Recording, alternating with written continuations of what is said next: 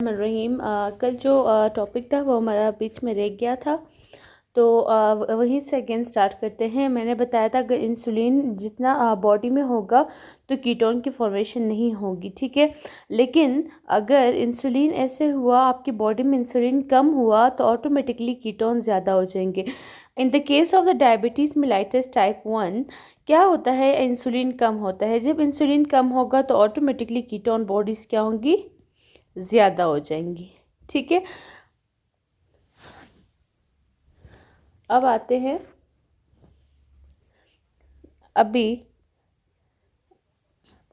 अभी यहाँ पे आप देखें, टाइप 1 में इंसुलिन बिल्कुल एब्सेंट है तो कीटोन ज़्यादा हो जाएंगे।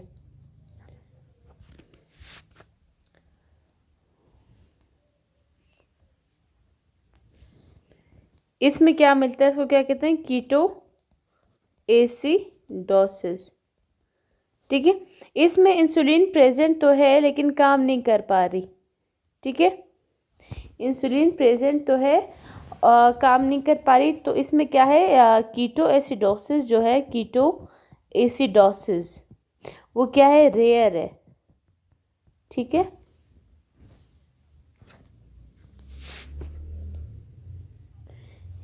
इसमें क्या है, इसमें बीटा सेल के आइलेट्स ऑफ लैंगरहैंस क्या है, लैंगरहैंस कम है, आइलेट्स ऑफ लैंगरहैंस,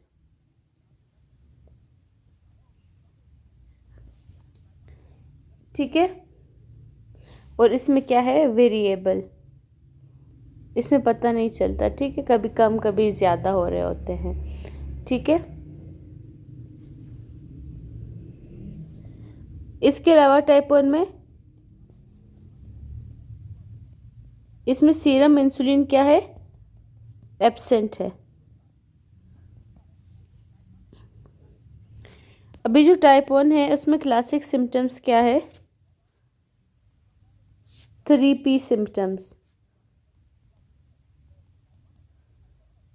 ठीक है, इसमें कॉमन है। टाइप 2 में क्या है, एब्सेंट भी हो सकते हैं, प्रेजेंट भी हो सकते हैं। इसमें मतलब पता नहीं चलता, यहाँ में भी एब्सेंट में भी प्रेजेंट, ठीक है। अभी जो टाइप 1 है इसमें बीटा सेल को आप चेक करेंगे, उसमें आपको क्या मिलेगा, इसमें आइसलेट्स ऑफ लैंगरहैंस,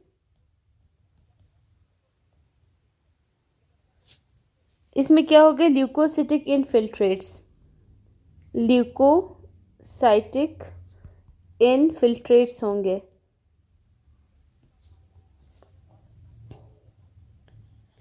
अभी जो टाइप 2 है उसमें आपको क्या मिलता है,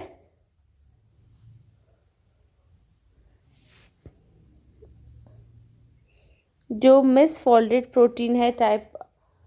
अभी देखें इसमें क्या है, इसमें आपको ल्यूकोसाइट इनफिल्ट्रेट्स मिलेंगे। इसमें क्या है, आपको आइलेट्स में क्या मिलेंगे, अमाइलॉइड्स मिलेंगे, अमाइलॉइड, ठीक है, misfolded proteins, amyloid, polypeptide deposits, ठीक है। पहले आप ये बताएं, यहाँ तक आपको समझ आ गई, अमाइलॉइड, अमाइलिन, ये क्या है, मिसफोल्डेड प्रोटीन होते हैं, उसके डिपॉजिट्स होंगे।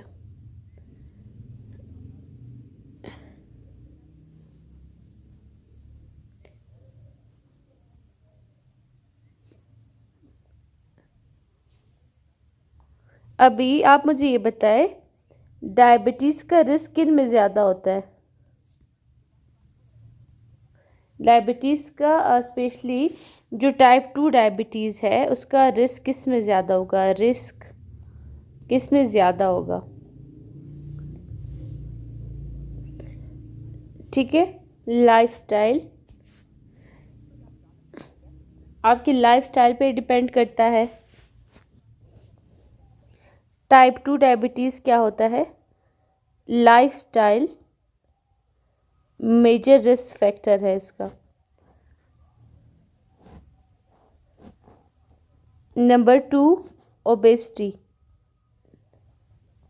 और कौन सा? Central obesity. ठीक है।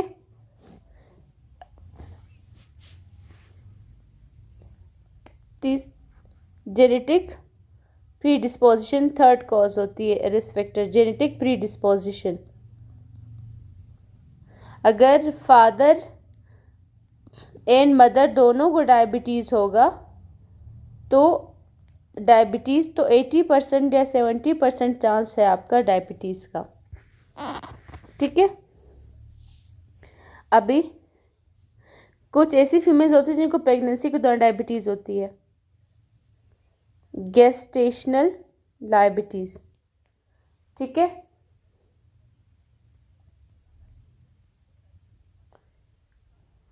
अभी कुछ में प्रेगनेंसी में डायबिटीज़ हो जाती है, फिर बाद में परमानेंट भी हो जाती है, ये भी हो सकता है बाज़ों का। ठीक है। इसके अलावा नंबर 5 पे कॉर्टिसोल स्ट्रेस लेवल पे भी ये डिपेंड करता है, कॉर्टिसोल लेवल। ठीक है। और इसके अलावा जब भी हमारी बॉडी में ग्रोथ हार्मोन ज़्यादा होगा, ये भी रेयर है लेकिन ये भी रिस्क फैक्टर है। ये 5-6 कॉजेज़ है टाइप 2 डायबिटीज़ के। अभी यहाँ तक इंशाल्लाह आपको समझ आ गई होगी, ये रिस्क फैक्टर्स है। टाइप 2 डायबिटीज़ में इंसुलिन का लेवल, टाइप 2 डायबिटीज़ में इंसुलिन का लेवल क्यों वेरिएबल होता है?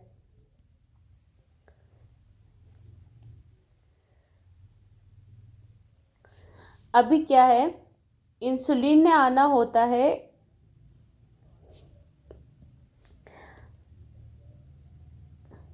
ये क्या इंसुलिन है?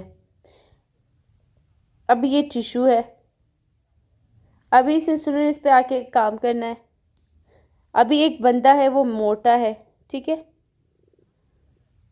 अभी इसमें जो यहाँ टिश्यू पे जो रिसेप्टर्स होंगे, रिसेप्टर्स की रेजिस्टेंस आ जाएगी, रेजिस्टेंस। तो फीडबैक होगी कि फीडबैक के थ्रू क्या होगा, अभी इंसुलिन ज़्यादा होगा कम होगा? हाइपरग्लाइसीमिया हो गया ना आपको, तो उसकी वजह से फीडबैक के मैकेनिज्म के थ्रू ये बॉडी अगेन जाएगा, इसको क्या करेगा, नेगेटिव फीडबैक होगा, इंसुलिन और ज़्यादा हो जाएगा, फिर से हाइपरग्लाइसीमिया होगा, क्योंकि इंसुलिन बन तो रहा है, सिर्फ उसके रिसेप्टर्स की रेजिस्टेंस हो रही है ना, लेकिन बॉडी को नहीं पता रिसेप्टर्स की रेजिस्टेंस है। ओबेसिटी या जो भी आपकी लाइफस्टाइल मॉडिफिकेशन की वजह से होता है ना, तो फिर हाइपरग्लाइसीमिया बॉडी फील करता है, तो अगेन नेगेटिव फीडबैक के थ्रू क्या हो जाता है, फिर से हमारे पास इंसुलिन को बॉडी कहती है ज़्यादा हो जाए। ठीक है। तो ये वाला मैकेनिज्म चलता रहता है।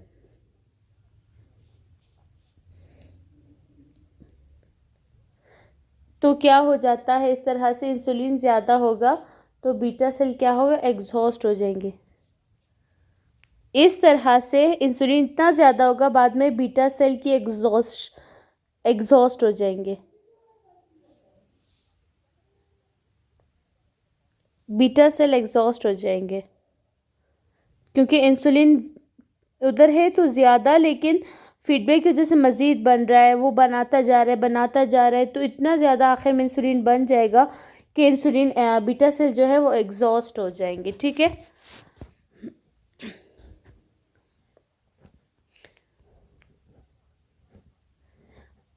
और फिर जब बीटा सेल एग्जॉस्ट हो जाएंगे तब क्या होगा, इंसुलिन कम होना शुरू हो जाएगा। स्टार्टिंग में बहुत क्या कहते हैं, बहुत बिग अमाउंट में ज़्यादा होगा, फिर बाद में क्या है, बीटा सेल की एग्जॉस्शन हो जाएगी और उसके बाद इंसुलिन कम हो जाएगा।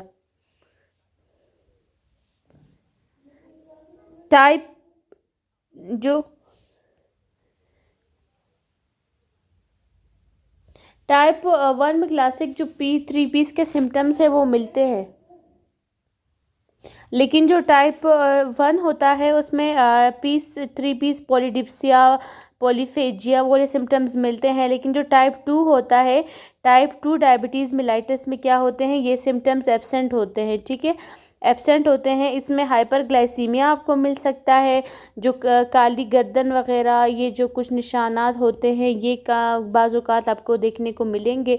तो इसमें सिम्टम्स या आ सकते हैं या नहीं आ सकते, ये मतलब डिपेंड करता है, ठीक है। तो इसमें क्लासिकल सिस्टम वेरिएबल है, ठीक है।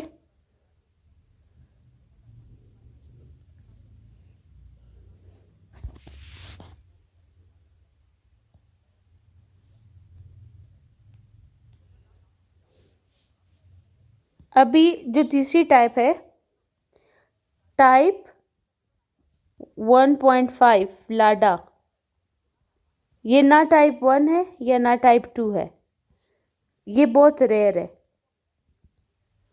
Latent auto immune. अभी ऑटो इम्यून कौन सी थी? टाइप 1 थी ना, सिर्फ ऑटो इम्यून। टाइप 1 जो है 30 ईयर के कम लोगों में होती है, ठीक है। Diabetes in adult, mix of type 1 and type 2। अभी ये किन में ज़्यादा होगी? जो एडल्ट्स, यानी कि 30 to 35 ईयर्स के बीच में जो लोग होते हैं, ये उनमें देखने को मिलता है। बस इसका इतना ही आपने देखना है। अभी कॉम्प्लिकेशन ऑफ डायबिटीज़,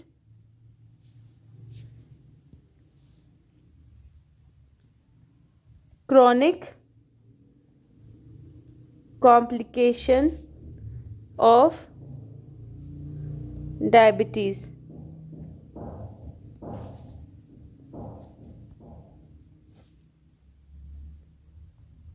एक ये हो सकता है अगर बड़ी बड़ी ब्लड वेसल्स को ये अफेक्ट करे, मैक्रो वेस्कुलर कॉम्प्लिकेशन, और अगर छोटी ब्लड वेसल्स को ये इफेक्ट करे तो उसको कहते हैं माइक्रोवेस्कुलर कॉम्प्लिकेशन, ठीक है। दो किस्म का इसमें हो सकता है, या ये बड़ी ब्लड वेसल्स को अफेक्ट करेंगी या छोटी ब्लड वेसल्स को अफेक्ट करेंगी।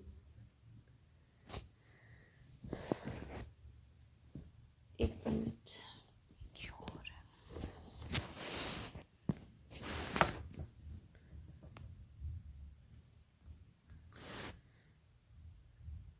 अभी वेसल्स के अंदर क्या होते हैं? एंडोथेलियल सेल्स होते हैं, ठीक है।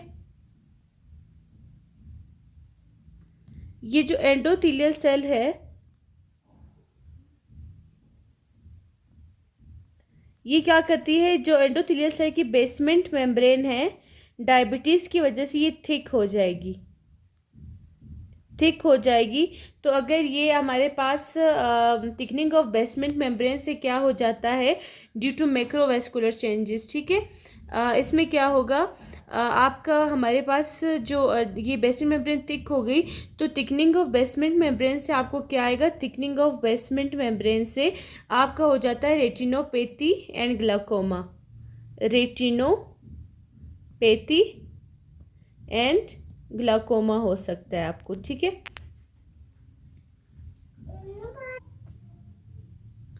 ठीक है, तो इसमें रेटिनोपैथी हो सकती है, ग्लाइकोमा हो सकता है। इसके अलावा थिकनिंग ऑफ ग्लोमेरुलस भी हो सकती है, ग्लोमेरुलोस्क्लेरोसिस हो जाएगी।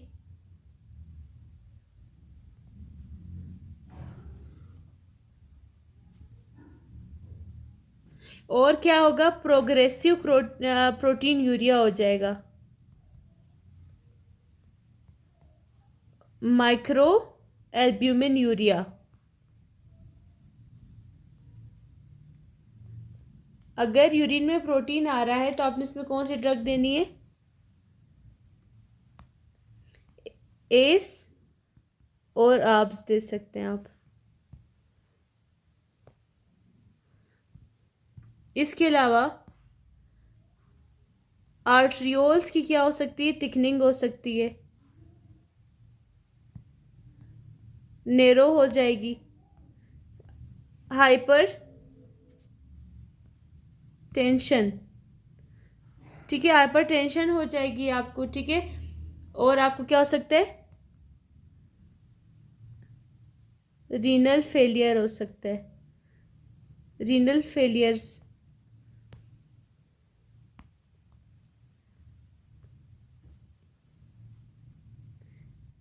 ये सब आपकी कौन सी है, माइक्रोवेस्कुलर कॉम्प्लिकेशंस, ठीक है। उसमें ये आ गया, ये आ गया और ये, ठीक है।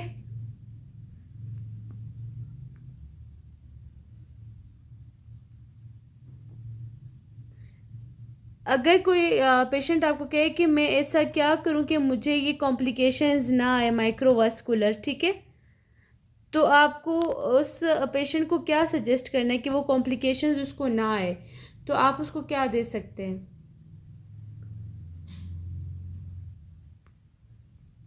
आप इसको कहना है शुगर को कंट्रोल रखना है, तो वो कहेगा शुगर कंट्रोल मुझे कैसे पता चलेगा, आप कहें आप अपना HbA1c टेस्ट करवाएं, उससे आपको पता चल जाएगा ये कंट्रोल में जा रहा है या कंट्रोल नहीं है, ठीक है। तो HbA1c डायरेक्टली प्रोपोर्शनल होता है माइक्रोवेस्कुलर कॉम्प्लिकेशंस के, ठीक है।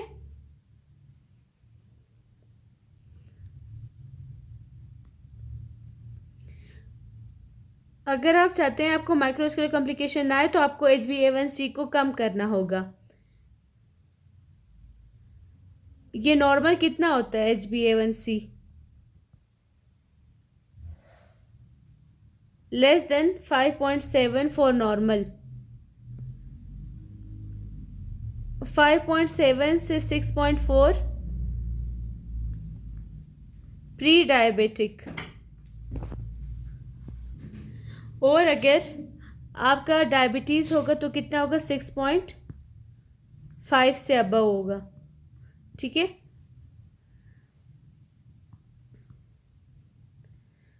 अभी घर में शुगर का बंदा है, आपको देखना है इसमें शुगर कंट्रोल है या नहीं।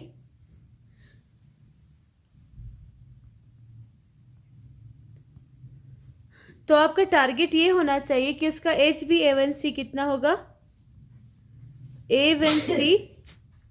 HbA1c कितना होना चाहिए, लेस देन 7% होना चाहिए, लेस देन 7%, ठीक है।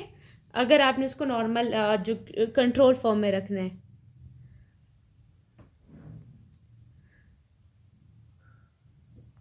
HbA1c अगर 7% से,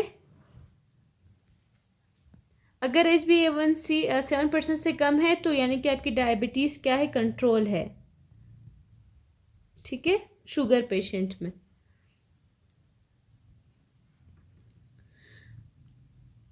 टाइप 2 डायबिटीज़ मेलिटस का ट्रीटमेंट कैसे होता है, ओरल ड्रग्स देन इंसुलिन।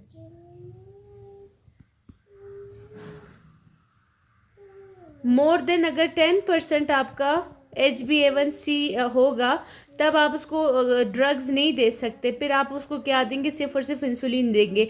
अगर 10% से कम है तो फिर आप ओरल ड्रग्स दे सकते हो उसको।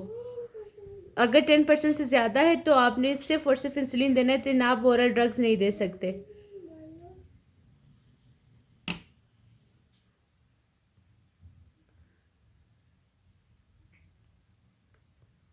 अभी माइक्रोवास्कुलर कॉम्प्लिकेशन पे अगर कोई शख्स उसको रोकना चाहता है तो उसको अपना HbA1c को रोकना पड़ेगा, उसको कंट्रोल करना पड़ेगा। गाइज अभी माइक्रोवास्कुलर कॉम्प्लिकेशन को मैं आपको नेक्स्ट लेक्चर में बताऊंगी, थोड़ी सी इनकन्वीनियंस हो रही है तो उसको फिर मैं बाद में कवर करूंगी। आज का टॉपिक मैं यहीं पे एंड करती हूँ, मुझे दीजिए इजाज़त, अल्लाह हाफ़िज़।